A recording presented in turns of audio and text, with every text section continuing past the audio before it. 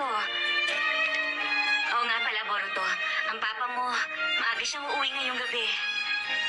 Si Papa ko? Oo! Sasabay siya sa atin! Bakit kaya? Kung gano'n, uuwi ng maaga si Papa? Wala na ako magagawa doon. Ayaw mo ba siyang makasama? Ha? Naku, ano ka ba? Hindi naman sa ganun, Mitsuki. Oo nga pala, ipapakita ko sa iyo ang kwarto ko. Halika na. Isipin mo na lang na bahay mo ito. Mag-relax ka lang.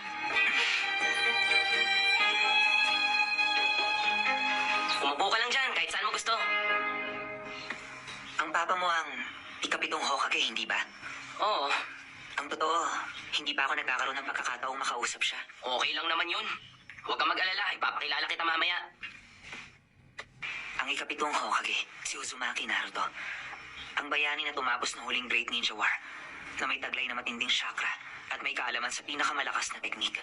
Sa kanyang galing, masasabing siya ang pinakamalakas sa 5 Kage. Si Master Hokage, malakas talaga siya. Hindi mo na kailangan pang gamitin ng salitang master. Hindi ko alam kung anong tingin ng ibang tao. Pero dito sa bahay, isa siyang walang kwentang ama. Pinapagawa niya ang lahat sa mama ko. Wala siyang alam na gawaing bahay. Ramen lang ang alam niyang kainin at bukod pa ron, lagi siya nagsisermon, walang silbi. Boruto, gusto mo ba talaga si Master Hokage? O galit ka sa kanya? Oh. Ang totoo.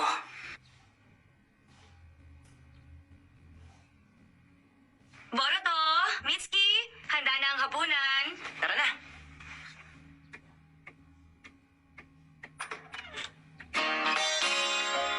Alam mo, lagi kitang nakikitang kumakain ng hamburgers at fried noodle buns. Kaya akala ko hindi ka nakakakain ng maayos sa bahay ninyo. Hindi mo na kailangan banggatin ang mga bagay na yan. Sige lang, Mitsuki. Kumain ka ng marami, ha? Nandito na ako. Huh? Papa! Ah, Buti na uwi ka na. Oo nga. Ito, pasalubong ko. Rose pork galing Ishiraku.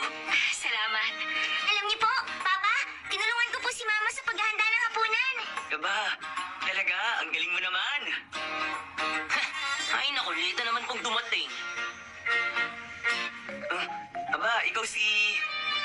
Wala po ako sa bayan ng Otto. Mitsuki po. Ikaw pala si Mitsuki. Ako si Uzumaki Naruto. Hello po. Marami na po ako narinig tungkol sa inyo sa mga magulang ko, Master Hokage. Matagal-tagal na panahon na rin noong nagsama ng kaibigan si Boruto kaya napakasaya ko. At sana naman, maging mabuti ka kay Boruto. Opo. Ano po bang pinagsasasabi niyo dyan? Ako po kaya ang napakabuting kaibigan sa kanya. Oo na. Papa naman, hindi na ako bata. Ay, lagi na lang kasing cup noodles sa kinakain ko. Matagal na akong hindi nakakain ng lutong bahay. Ganun ba? Boruto, Kaya nga isa relax talaga kayo ng ang tatay mo. paborito. Talaga? Mukhang masarap ang mga ito Sa kanya. Salamat po sa pagkain. Tara, kain na tayo. Huh? Papa? Kakaibang chakra. Oo, kalat na ito sa buong bayan. Nakatanggap na kami ng report sa barrier team. Katulad din ito ng ulat tungkol sa pag-aamok na nangyari nitong nakaraang araw. Kaya nagsimula ng kumilos ngayon si Sai. Okay, sige. Babalitaan na lang kita. Ngayon mo na lang ulit makakasama ang pamilya mo. Ingat ka na lang sa pag-uwi mo. Hindi. Huwag kang mag-alala. Pauwi na rin ako. Mahal, Sorry, Nata. Kailangan ko na umalis. Na naman? Meron na namang insidenteng nangyari. Lagi na lang po. Bakit po kailangan kayo pumunta? Boruto, ang Hokage, siya ang pumupunta kapag may nangangailangan sa bayan. Ang buong bayan na ito ay pamilya ko. Naintindihan mo ba? Hindi! Hindi ko naiintindihan! Boruto! Boruto!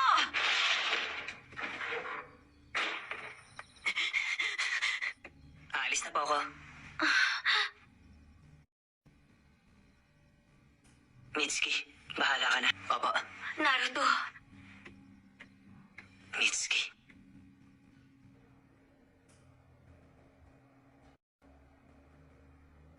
Mas busy pala sa inaakala ko ang Hokage. Tama? Dati kasi, sa lahat ng oras nandyan siya para sa amin, lalo na sa amin ni Himawari.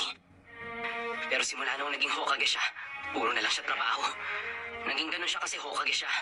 Hindi na siya nakaka-uwi kasi Hokage siya. Lagi siyang wala para sa amin kasi Hokage siya. Hokage, Hokage, Hokage!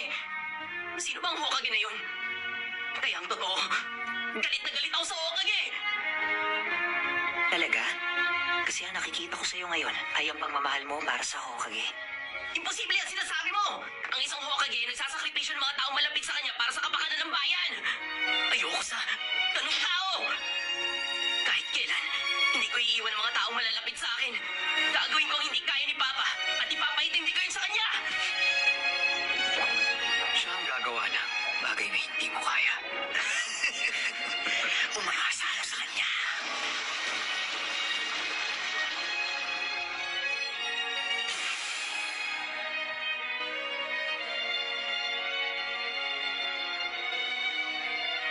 Gagawin ko ang hindi nagawa ng mga magulang ko. Kung ganun, pareho lang pala tayong dalawa.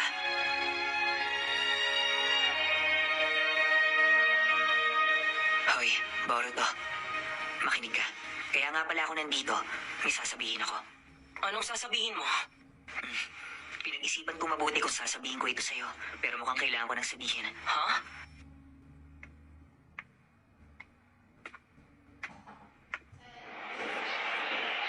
Yung tungkol sa multo, kilala ko ang nasa likod nun.